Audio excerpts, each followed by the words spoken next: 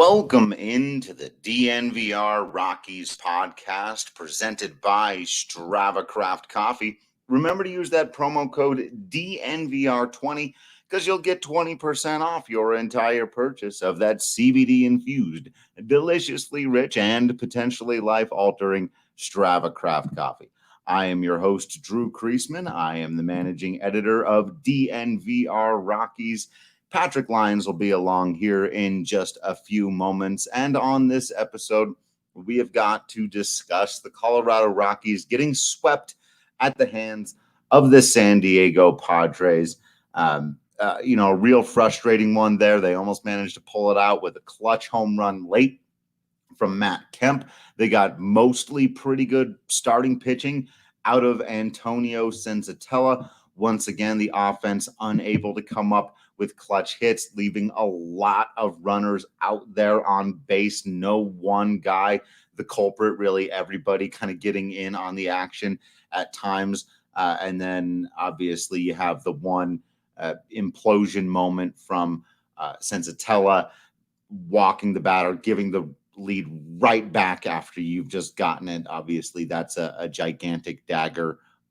You don't want to do too much in terms of overreacting to sweeps and where the Padres are at and all of this. Obviously, this hurts, though. There's no way around it. The Rockies did play pretty good baseball in this series, weren't able to come out with a win. We said ahead of the time, you want to, this road trip, you want to steal a game in LA, you want to steal a game in San Diego. You come out of the road trip with 2 wins, your heads are above water, and especially if you've played good baseball, you feel like if you're the Colorado Rockies, you can end the season well, you can sneak your way back into the playoffs, and you can get on a little bit of a positive momentum swing, especially after getting a day off, getting some rest, getting fresh, getting the return of a player like Dahl, maybe. We'll see how that plays out. Obviously, there's a lot to be had here, and after the way they've played lately, it's difficult to say, this was a successful road trip. And it's not a 162-game season where you can say, hey, winning a third of your games on the road inside the division actually is a successful road trip, because they're not winning 2/3 of their games at home, right? That's what you have to do in order to make that successful. And so I can continue to point to mostly positive signs out of the pitching and a good game from Nolan Arenado at the plate, something that we haven't seen very much at all.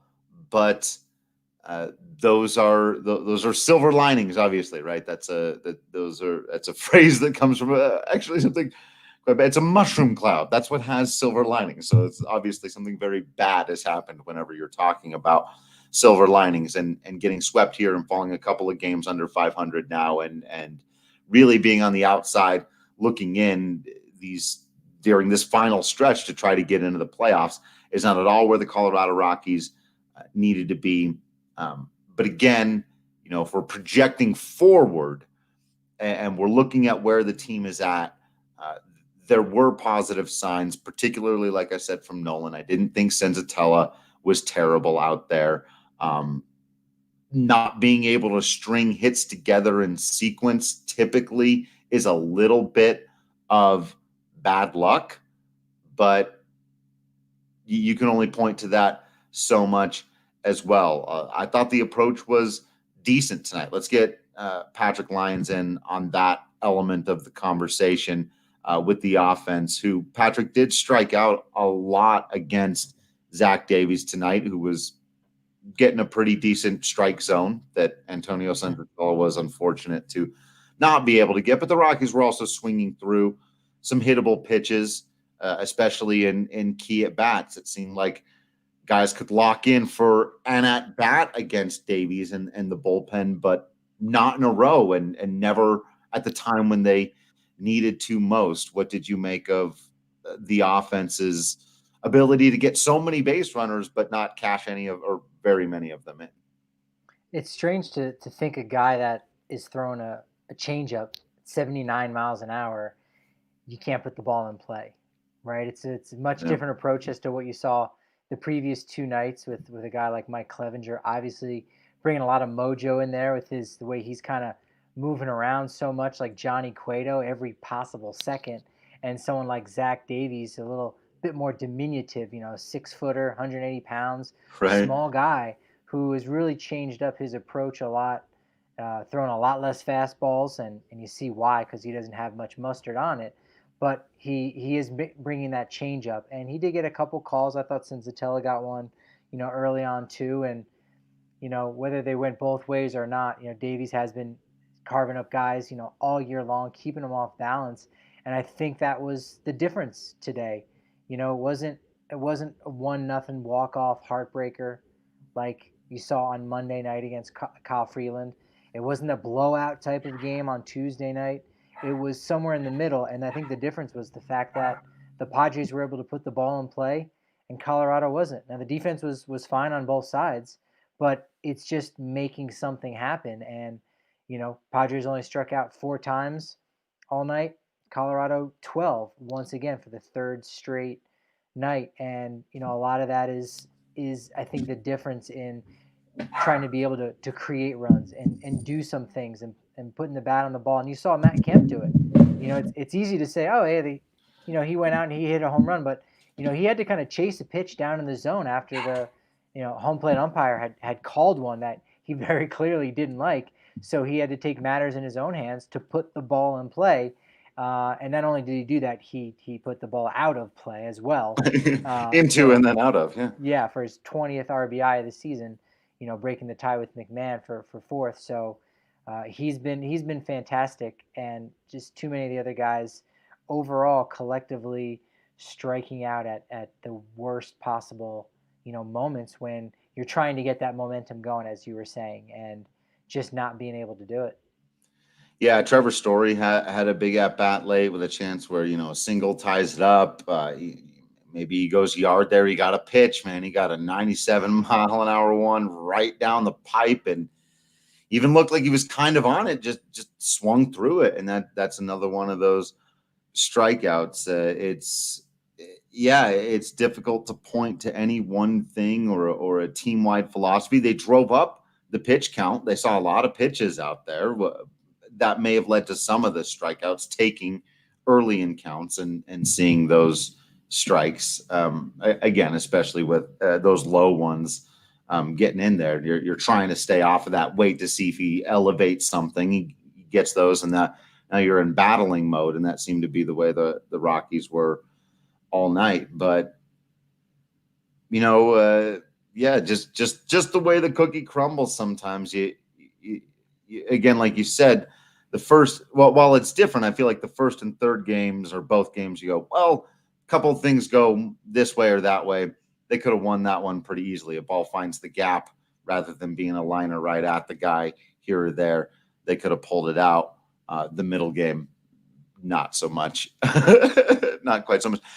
Joseph asking about the team's average with runners in scoring position this year. I don't remember the exact number, but I had the KOA radio guys on today, and they were saying that, I don't know if it had been during this stretch or this season, that it had been bad, like 230 or 240 or something like that, with runners in scoring position. And so that is that's an issue. It's very difficult to win games, especially close games, if you can't come up with the key hit. And you saw the Padres able to do it out there a couple of times, getting that 2-out insurance run with a nice little base hit.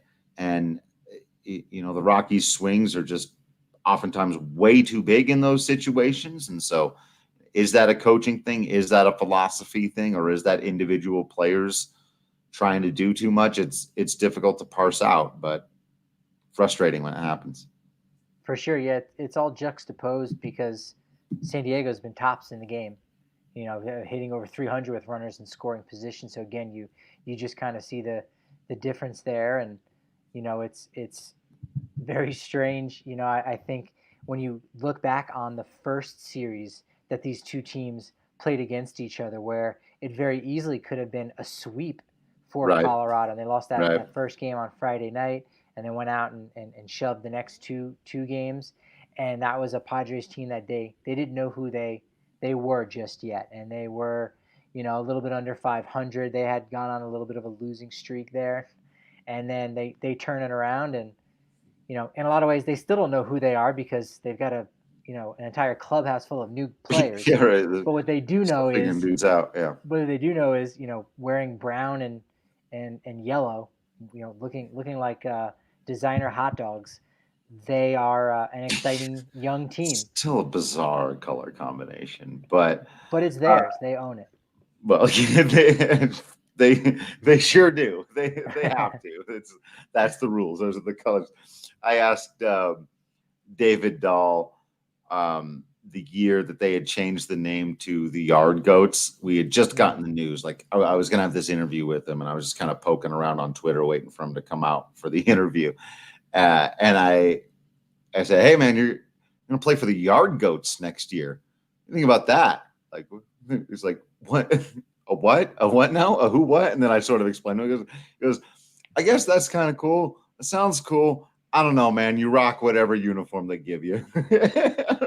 Yeah, it's just the laundry that comes with the job, and it's funny you bring that up, just completely organically like that, because on Twitter I made a comment about the Yard Goats in Hartford. They've actually retired the number 21. I don't quite know what the connection is between Roberto Clemente and Hartford. I think it may have something to do with the ownership group, and again, just growing up in Pittsburgh and being a fan of Clemente. But it's been a movement that's been around for probably, I would say, close to a decade, to try to get the number 21 retired, because Clemente was quite literally, I think, only the fourth player from Latin America to play in the majors, the fourth player from Puerto Rico. Anyone who's seen games play down in Puerto Rico know that they play a game in Hiram Bythorn Stadium. It's kind of an interesting, unique name. He was the first player to ever appear in the major leagues from PR. And Roberto Clemente is obviously the most notable. Everything he's done, everything he did behind the scenes, and the story of why he has exactly 3,000. It wasn't because he had called his career quits. It was because life itself had been called to quits as he jumped on a somewhat rickety plane and went down in some kind of disaster relief, trying to raise money and deliver goods to people that were much less fortunate during the off season. And it's an interesting story with Neil Walker of the Mets, who his father was a member of the Pirates at that time and was going to get on that plane, but Roberto said, "No, you stay behind." And lo and behold, you see this butterfly effect that happens in the major leagues because of Roberto Clemente. And so there is that connection with Hartford, some of these Rockies players, and it's just one of the stories that I think maybe doesn't get as much attention. Obviously, Jackie Robinson deserves everything he gets, and we should be talking about him ad nauseum. But we should also talk about guys, particularly like Roberto Clemente, not just for what he did on the field, paving the way for Latin American ball players, but what he did off the field. And that's why there's an award named after him, that Ian Desmond will not let go of, no matter what. I was going to say, he wins every year, right? Yes, because that's just something that he's passionate about, and he's a human being in addition to being a ball player. And nobody was more of a great human being than a great ball player than Roberto Clemente. Yeah, absolutely. Very well said. And, on that Hartford Yard Goats connection, I sort of glossed over it earlier, Patrick, but the return of David Dahl reminds me of a conversation that you and I started having last night. Was it last night after the podcast, or were we texting when we were talking about, okay, so David Dahl's going to come back to this team. And here's the irony. I wrote today about ironies abound for the Colorado Rockies, and I left this one out. There's so many things that just don't feel like they make sense. Everything from they're a team that calls Coors Field home, that pitches better than they hit, to their, Jeff Bridich is a guy who can't seem to figure out free agency to save his life, but somehow nails every trade deadline move that he makes. Everything about this team is utterly bizarre and ironic, including this. We had to spend, and rightfully so, because it's the issue. It is the issue. The offense not being able to come through in the big moments, not being able to put up big runs, ever have that explosion inning or that explosion game. But when you and I were talking about, okay, David Dahl comes back, and we started looking, well, who are you going to sit for this guy? There's so many bats in the lineup where you're like, and that's what's so bizarre. Matt Kemp's another one. Matt Kemp just goes yard out there tonight. Could have been the game-winning hit. Raimel Tapia has been one of their better hitters all season. Garrett Hampson's been a guy that fans and the data and we here have been clamoring for more play for Garrett Hampson. Sam Hilliard has basically gotten buried, despite the fact that he's had really good power numbers this year with the arrival of Kevin Pillar, who's been good since he got here. So where do you put David Dahl? You put him in center field, but how often do you put him there? Yeah. Because, you didn't even mention Ryan McMahon, because if Garrett Hampson's not playing center field, he's playing second base, which means Ryan McMahon has to play first base, which means Josh Fuentes isn't getting playing time. And we haven't mentioned Daniel Murphy, and I don't think anyone really seems to be too bothered by the idea that, Murphy is losing playing time. He does have an option for next year, which is it's neither here nor there, and I don't think Colorado will be picking that up, even though it is a somewhat friendly $6 million option. There just really you can do isn't room something for him else right with this now. $6 million in the roster spot. Yeah, Precisely. And if we're to assume that the roster goes back to 26 man for the 2021 season, you also you're trimming, you're losing two guys there. Maybe one position player, one pitcher, but maybe you even re-sign Chris Owings. So you have that other guy. So there is a little bit of wealth going on there. The Rockies have been lucky, but it's not a dearth of all-stars, really, unfortunately, outside of the ones we know about. It's a dearth of average to slightly above average players, which makes it all the more difficult to evaluate talent, because it's okay to have some average ball players, but you need to be better than average at almost every single position in the lineup and on the field to consistently run out, a championship team. And, the Rockies are stuck in a good way right now. They're stuck. And if they can make a run in the playoffs, I think that will kind of answer a lot of questions, but they're definitely especially because Dahl is, and that's the reason why Dahl gets injected back into this thing. It's right. Exactly what you just highlighted there. Yep. Exactly right, because he's the one guy who can be star. And people, I get frustrated, and I understand it. I really do with David Dahl. Everybody, I get it. But look, guy can be a star. Has been a star, both literally and figuratively. He's been an all-star. He's played in the all-star game. And he has done remarkable things on the field, from his 17-game hit streak that started his career to the 7 home runs he hit down the stretch that were pivotal in getting to the Rockies. Remember in 2018, I traveled out to Los Angeles to watch them lose all 3 of those games. And that was it, right? Season was over.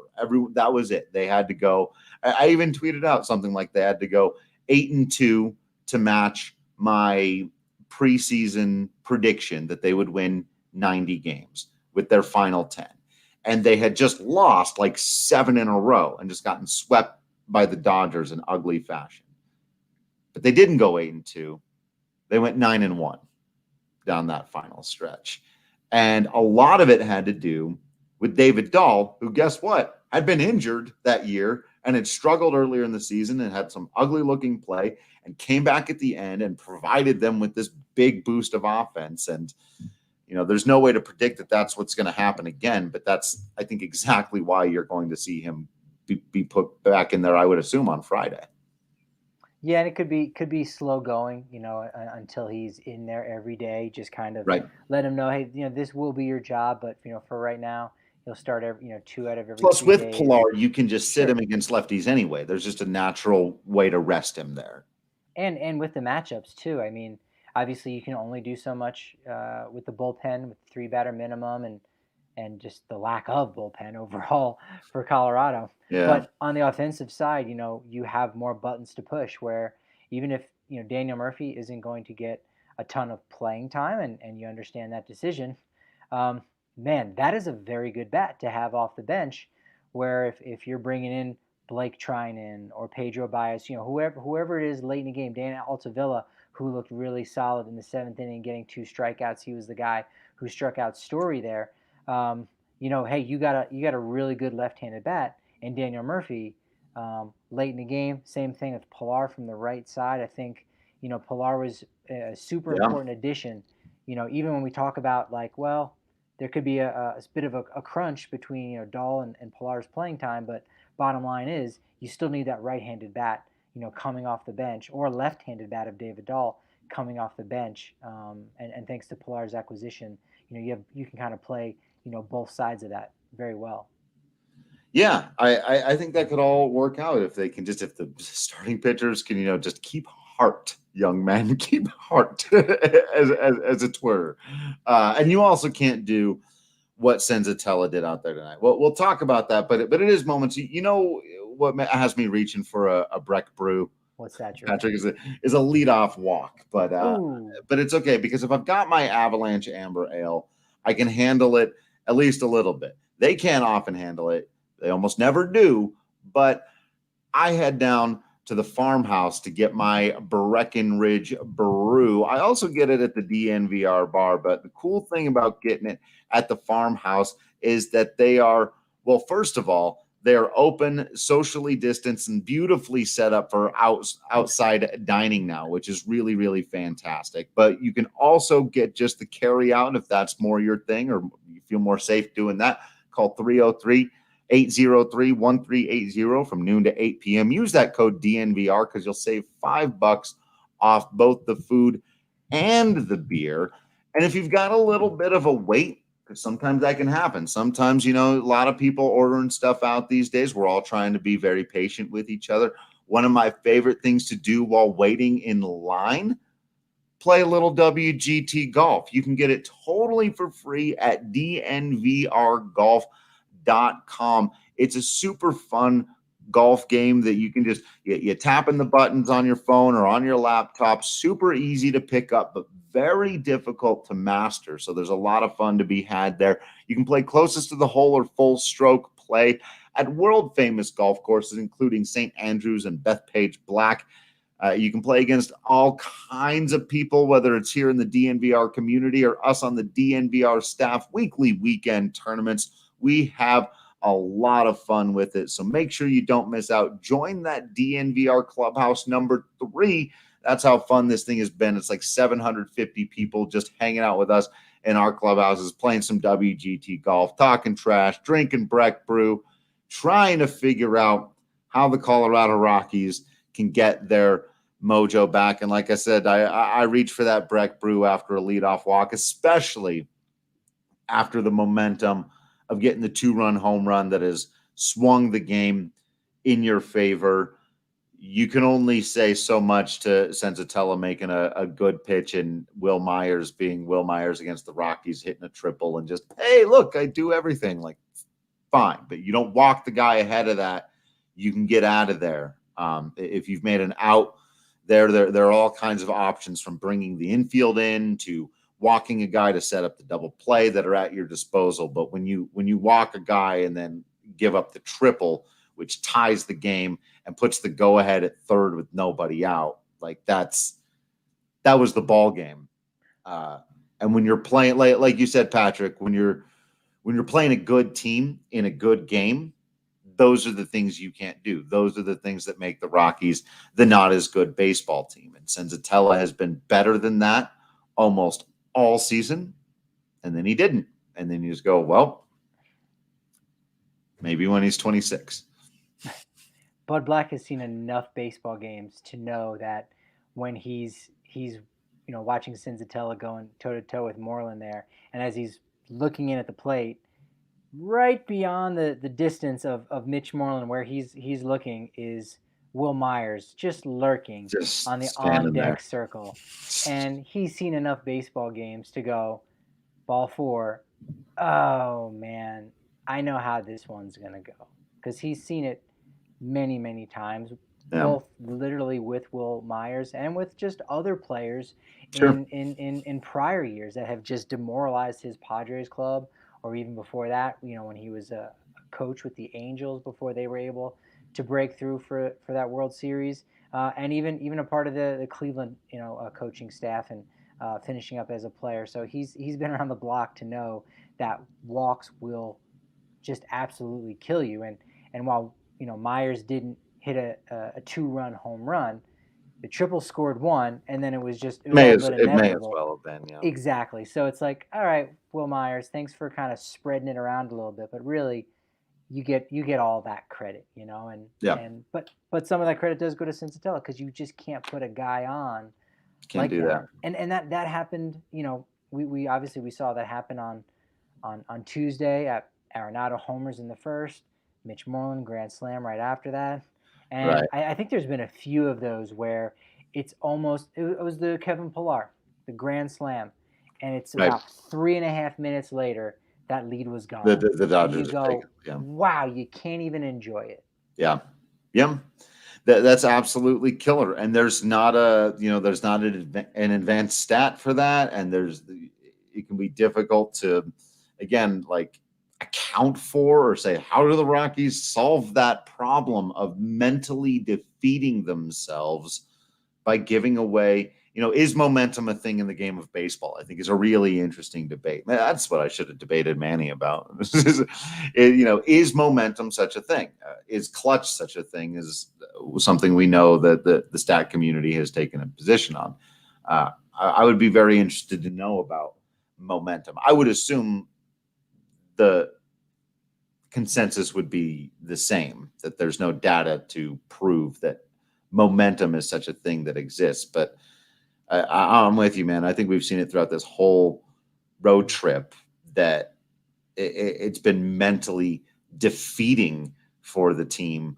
And there are at least 2 games they could have won if maybe they still give up the lead. Maybe they still give up the 2 runs, but an inning later, you hold on to a lead for a little bit. You play with a lead. You feel different standing out there on the baseball diamond for 30 or 40 minutes with a lead. And then you lose it and you feel like, but we can get it back. We've had the lead this whole time. Where, like you said, we've had it for 3 minutes and there it goes. For sure. They had that opportunity in the 8th. But even still, it shouldn't fall on the shoulders of Kemp and Fuentes. Because there's just too many other quality ball players on this club. But there they were, down 4-3 in the 8th. Blackman singles, Pillar singles, and you got Kemp coming up there, salivating at what he's going to do in that at-bat. Right. Strikes out. And then you got Josh Fuentes, and you say, surely he's got more magic left in his bat. And he did not either. And, Givens gives up 1 in the 8th, which is, rather inconsequential, right. but even still, that much more defeating though. Like when you just left 2 out there, and you're like, either one of those guys puts the ball in the gap, Rockies retake the lead, puts one over the wall, then they're feeling great. Both those guys capable of doing that. Kemp just doesn't swing at that, because I thought he had a good at bat, but that 7th pitch of the at bat that he struck out on, that was high, and I don't think he was going to get called. The umpire was giving low stuff all day, but he wasn't giving high stuff to either pitcher. I think you lay off of that. Now the bases are loaded. That much more momentum potentially there, and it's just killer moments. It seems like every critical key moment right now is going to win against them, even in some of the wins there in Los Angeles. And so we'll see what happens now. Day off is maybe just the thing that they need. Yeah, come back home, final homestand, 9 games in 10 days, 3 against the Angels, 2 against the A's, and then a 4-game set against the LA Dodgers. Maybe a chance to exact some kind of revenge at home. It's going to be painful. Even if they win 3 out of 4 against LA, let's paint that picture. They win 3 out of 4 out of LA. That one that they lose, it'll be it's going to suck. It always sucks losing to the Dodgers. But it'll be like 18-1 or something. Dodgers just keep coming back. They just don't die. Right. I tell you what, it won't be as bad as. It won't be as bad as entering today the 7th place team, so the first real true wild card team, Miami Marlins. They lost tonight. You sitting down, Drew? Yeah. 29-9. What? Yes. Dude, it's been such a weird year. We should have. It's funny how we spent like 2 months talking about how It's going to be a really strange season. We're going to see all kinds of wonky stuff. Guys aren't going to be right. 60 games isn't real baseball. Remember, it's small sample size. Asterisk, asterisk, asterisk. And then the season started, and all that went out the window. And we just started analyzing baseball as though it's like this normal thing this year. And you see a 23-5 game, and you go, "Oh, team scored 5 runs. Sucks." And then you're like, I wonder if we're going to see a couple more of those. What was I just saw today, Adam Duvall. He hit 3 home runs in that game. Their number 7 hitter. He did 9 it again. RBI. He's had 2 3-home run games.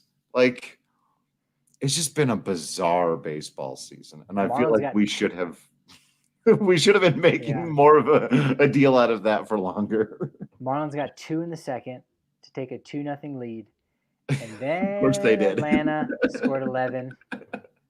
Yeah, but they had the lead.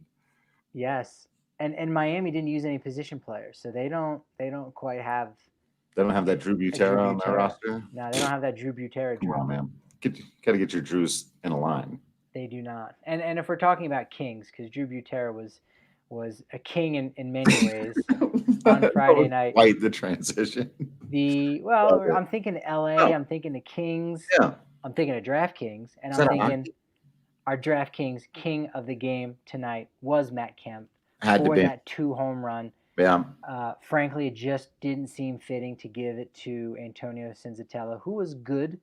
And again, if this start is in Colorado, and if this start, came after, a rather large defeat, which it did come during after a large defeat. I mean, he looked really good, even after the 2-run home run. He looked really good early, but loaded the bases, too, got out of that. So that's kind of just a little that. Right. Loading them bad. The ability to get out of that, pretty good. And he didn't have that last year. That was just a thing. He can't escape that jam. But that final inning killed me. Living on the high wire. And if Tyler Kinley doesn't come in, throws all of 5 pitches to get 3 outs. Yeah. That doesn't, Senzatela's line looks all the more worse. So I think it was fitting kind of for Matt Kemp because, he's outside of that 2-home run game.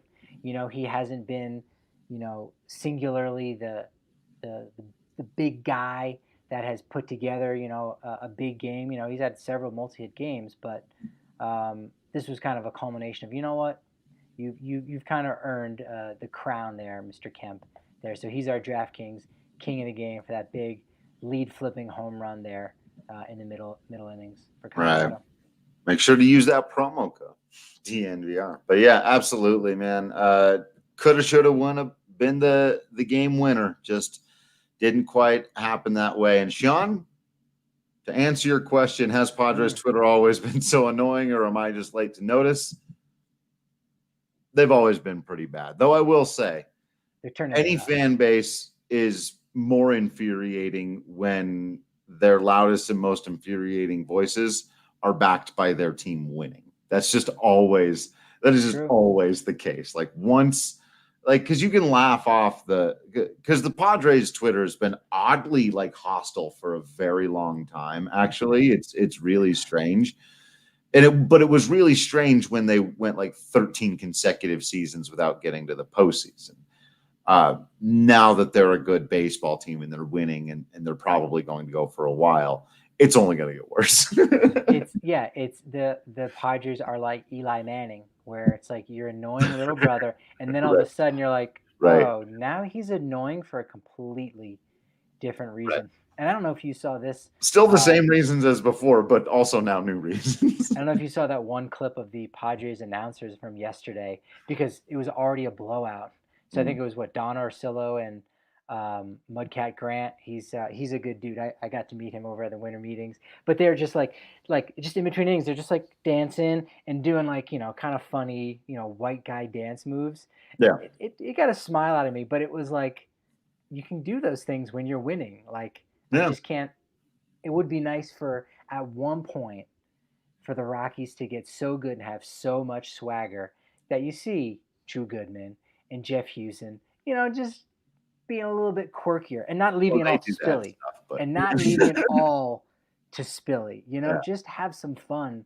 And yeah, that's been kind of the biggest, I guess, one of the bigger disappointments is, I don't know if TV, radio, I don't know. I don't know about us. Maybe have we gotten into that groove of the season that you I did in typically do when you 2018. cover? I felt that way all of 2017 and 18. Like I know other people felt it wasn't real and was going to fall apart the whole time, but I was grooving and swagging that whole Yeah. time. There were some ugly losses, but dudes were playing great, and it was an introduction.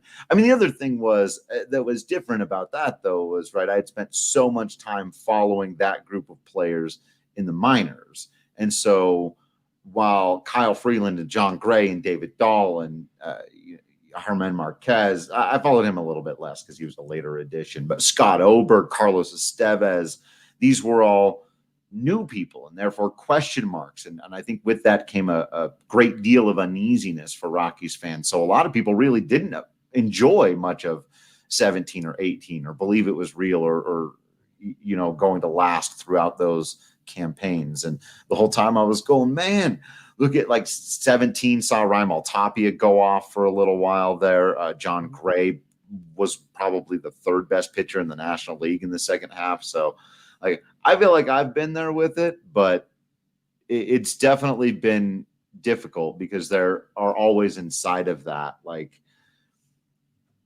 a 7-run come from behind loss to the Texas Rangers that is just embarrassing and you can't explain. And, so there's always been that kind of stuff, but I don't know. I think those 2 years had plenty of times in there. Yeah. And I think what helps is that it's 162 games. So I think in a lot of ways, even if Colorado, was putting up wins in the same capacity as say the Padres, it's just hard to. It's just a different world too. You don't have the fans to have those fun, quirky things. Right. We're not necessarily able to make our set at the DNVR bar look like ESPN Game Day. I mean, we've got that potential there. If anyone hasn't been to the DNVR bar, go and kind of imagine looking up at our studio, seeing our show, seeing the entire bar packed out for a Nuggets game, Avs game, even a game this weekend or next weekend against Trout and the Angels, against Cody Bellinger and the Dodgers. It could be this big thing, and you get into that kind of groove as a media personality, if you will, right? And I think with the game only being 60, the season only being 60 games, you kind of have to stay in a mode where you're covering the games a little bit more. You and I, we had some fun. We had some fun this past week from some of those blowouts. I think we got into a little bit of a groove there. Yeah, because what else are you going to do? But yeah, I mean, with the 60-game season, it's just so utterly bizarre, and it's like so weird. You want to be able to draw conclusions from the things that you're watching, and I think that's one of the challenges of this job is knowing when you can reach conclusions about especially in baseball. Yeah. And we talk a lot about results versus process, and the amazing thing about the Rockies is that they had 2 games of this series where their process was fine, if not good, occasionally great, and 1 game in which their process was embarrassingly bad, was AA level on the mound at least. Yeah. And so, that's why I wrote the article that I did today. So I hope everyone will go and read that. That's all I could do with it is just point out the ironies and continue to watch baseball. Does the road trip get a grade? I'm giving it an R+. NC-17 maybe? NC-17. That's a different kind of grade, so to speak. I said if they had gone 2-4, taking 1 game from Dodgers and Padres, that would have been okay. It didn't really go down like that. I mean, I would D+. I don't think we got a D+, but I'm going to say a D+. Yeah, I was gonna give a C- for basically the same reason. Like it, I added the caveat of they need to play good baseball, which again, in 4 of the games they did. They played really good baseball, and at least 1. I guess really no, in 5 of the games they played good baseball, and one of them they Yeah. very much didn't. And so I'm going to upgrade it to a C, just because I'm feeling generous today. Actually, entirely on account of Nolan Arenado looking much better at the plate, not just in terms of results, but looking better at the plate, being in at bats, swinging at strikes, looking off pitches outside of the zone, taking confident hacks at the baseball and not these reactionary nonsense things he's been doing for most of the season. So I think that, obviously it needs to continue, but if it does, as I've said it many times, that's the most important thing for the team moving forward. So here's a good question for you, Drew. Now, my parents, before the convenience of DraftKings on their phone, they took part in various pools of wagering, if you will. And one of those pools was, I think they called it the 13-run pool. And you would just randomly get one of the 30 MLB teams. And starting from the beginning of the season, you just keep track. And if you score 1 run, okay, check, you've gotten that box. And the goal was you had to have a scoring amount of everything from 1 up to 13. So if you scored 14, you didn't get credit for it. Oh wow! You had to score. Okay. So really, and again, it doesn't matter. It just you've had a game where you scored 1 run, a game where you scored 2, et cetera, et cetera. So the question, I guess we'll go to our buddy Joe Marciano. Will the offense heat up? So my question to you is not just will they get double digits. Do you think they'll hit 13 or even higher than 13 at some point in these final 17 games? 9 of which are at home. Yeah, I'll say yes. Because of that, because of the return of Dahl, because of their ability to match up, because I think they're due, and because the Nolan Arenado element of it, I'll say yeah. I mean, you've got to be able to see a game where Tapia throws out a couple, McMahon runs into one, or Dahl's back in there, has several hits, maybe Story. And when was the last time Trevor Story and Nolan Arenado both had a good game at the plate in the same game? Has that happened this year? 2019. Yeah, right. Quite possibly 2019. Right. So those guys haven't gotten in rhythm and in concert with one another. Yeah, you're absolutely right. And there's some questionable, pitching matchups within this division, excluding the Dodgers. And, the Rockies haven't been able to entirely take advantage of it. If the doubleheaders that they were playing against Arizona were 9 innings, then I would say one of those games of that doubleheader on the final Friday of the season. So that would be the 25th. But they would do it. So that being said, I'm going to say 26th. September 26th will be the latest. If they don't do it sometime in the next week, which, I don't know, Angels have been playing better. A's are one of the top clubs in the American League, and the Dodgers are simply the Dodgers. So it may have to wait until game 59. Game 59. When I say game 59, Drew, you go, whoa. Ooh. Second to last, the penultimate game of the season. 59. Through generations, we've talked about game 59. Yeah, it's quite a style, if you haven't heard. Yeah. Gonna get game 59 shirts. Get D-Line Co. to make game 59 shirts. And you can get discounts on those shirts if you subscribe to the DNVR.com. And you also get written content. Like I said, check out the piece I wrote today on the Colorado Rockies. Ironies abound. You got to make sure you get all the written content there. You get discounts. Very good, Drew. Sorry, I'm going to embarrass you. I don't want you to turn you as red as your hat. That's a very good article. I suggest everybody reads that. All right. You also get discounts on beer if you're a member and you come on down to the DNVR bar. Well, sort of a discount. You get a larger beer. I think that still counts as a discount. I'll have to double check all the terminology there. You get if it's an extra free 30%. It's a 30+% upgrade in size. Basically, we are supersizing. If you're a member, you get supersized for free. How about that? That's supersized. I love that. Yeah, it's an up count, not a discount. I'm pretty sure that's how linguistics works. Okay. No, I'm not. All right. What I do know is that you should follow all of us on the social media at Drew Creasman, at Patrick D. Lyons. Give at Michaela E. Perkins a follow. She's been doing a fantastic job with our social account. We got to get her back on to talk about the Rockies soon, and you all can channel all of your emotions through her. I'm sure she's been just eating it along with the rest of you. It's been very, very tough. But of course, as you know, this thing is not over. You don't wrap it up until it's all said and done. A lot to happen. So stick with us over the next couple of days and weeks. We'll be right here with you. All the stuff, all the baseball talk that you can possibly handle. Oh, I saw a thing. I need to send out a tweet today, by the way, but I got an email from somebody on a blog spot. I have no idea what it is. I need to double check like what the analysis and who put this together and what it is. But we were named the top Rockies podcast by somebody out there. They put together, they did a top 11 Rockies podcasts, and we were number one. So you know what?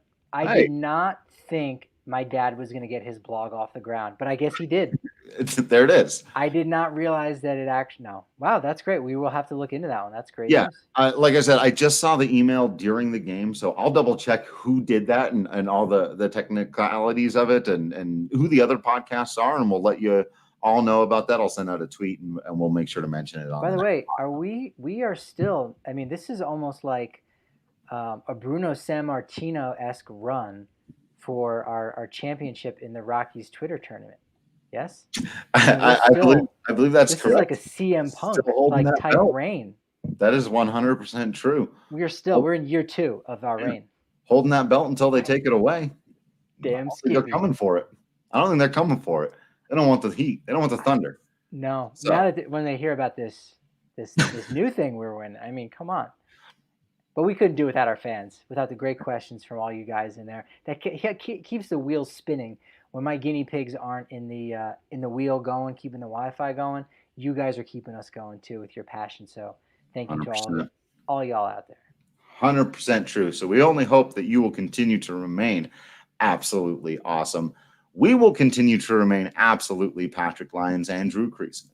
And until next time, we will see you at the ballpark.